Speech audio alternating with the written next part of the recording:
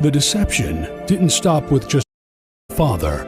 In Acts 4, verse 12, it says, "And there is no deliverance in anyone else, for there is no other name under the heaven given among men by which we must be saved." If you ask most of the Christian world what name you must call on in order to be saved, they will most likely say the name Jesus is to be called on for salvation. It is scripturally impossible for the name Jesus to be the name used for salvation. The letter J is less than 500 years old. The name is also a Latinized Greek name. The Savior was born a Hebrew, and he spoke Hebrew and Aramaic in the 1611 King James Version of the Bible. The name translators adopted to use for the Savior was Jesus, in Greek, Isus. The name Jesus didn't show up until the 5th edition of the King James Version of the Bible in 1628. Most Hebrew names have very important meanings and messages to them. A Hebrew name, in most cases, really means something, and its purpose is to convey a message. At best, the word Jesus in Hebrew means horse, and in Latin means pig. At worst, the word Jesus in Greek means praise Zeus, which is the pagan Greek deity. Isus in Greek literally translates to hail Zeus. That is, EA translates as hail, and Saus or Zeus is Zeus. Dictionary of Christian Lore and Legend, J.C.J. Melford, 1983, page 126. Think of this for a moment. In 168 BCE, on December 25th, known as Zeus's birthday, Antiochus Epiphanes IV set up in the Jerusalem temple a statue of Zeus, the Greek sun god, upon the altar, defiling it. This type of pagan behavior continues to this day in many churches who use steeples, obelisks, crosses, altars, and more. These are all directly tied to Zeus worship. Ask any Spanish or Latin-speaking person to pronounce the word Jesus, and they will say, Jesus. Then ask yourself, why would the translators choose to use such a word for the Savior? Some basic research reveals how the evil one utilized evil men to create one of the greatest deceptions ever. Here's what happened. Around 325 AD, at the Council of Nicaea, Emperor Constantine presided over a group of church bishops and other leaders with the purpose of defining the nature of God for all of Christianity and eliminating confusion, controversy, and contention within the church.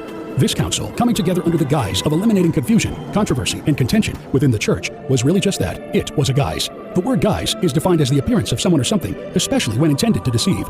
This is exactly what happened at the Council of Nicaea. How do we know this to be true? Let's take a look. History shows that Constantine's intention at Nicaea was to create an entirely new god for his empire that would unite all religions under one deity. Constantine brought together over 300 bishops, including influential leaders from the area. These religious leaders were asked to debate and decide who their god would be. They argued amongst themselves, each having their interests and personal motives for their own special deity to be included. They were immersed in very heated debates. What many have never heard about these meetings is that the names of over 50 gods were up for the election as to whom the Roman Empire and the world would follow in worship. As of yet, no god has been selected by the council, and so they balloted in order to determine that matter. For 1 year and 5 months, the balloting lasted. From the book God's Book of Escra, Professor S.L. McGuire's translation, Salisbury, 1922, chapter 48. Can you believe what you just heard? A group of men sat around and debated what pagan god their empire and the world would serve. We know this may sound shocking for many, but this is history. Now, after 1 year and 5 months of debating over which pagan god the Roman Empire and the world would serve, Constantine returned to the Nicene Council to find the leaders there had not yet agreed on a new pagan deity. They did, however, narrow the list down to 5 pagan deity prospects. These were Zeus, Mithra, Caesar, Krishna, and Horus. Historia Ecclesiastica, Eusebius, circa 325. As ruler, Constantine chose to combine 2 of the pagan deities into one. He chose Jesus, also known as Zeus, to be joined with the Eastern savior god, Krishna.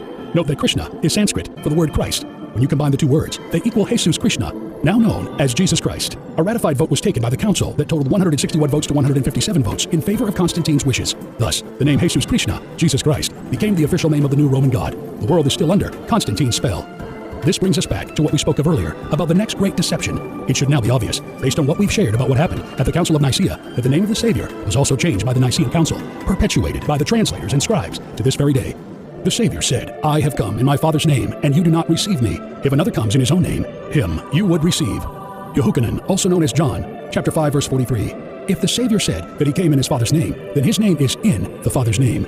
The Father's name is Yahuwah. In modern Hebrew, it is spelled Yod-He, Yuah-He, and pronounced as Yahuwah. Very simple, very powerful. The Savior's name in modern Hebrew is spelled Yod-He, Yuashin, Ayin, which is Yahusha, pronounced Yahusha. Very simple, very powerful.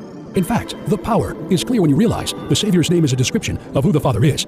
Yahu is the abbreviation for Yahuwah. Shah in Hebrew means saves, salvation. Therefore, the Savior's name literally means Yahuwah saves. The translators, scribes, fueled by the evil one, have done everything possible to keep people from knowing the name of the Savior, because his name describes who he and the Father are. Yahuwah saves.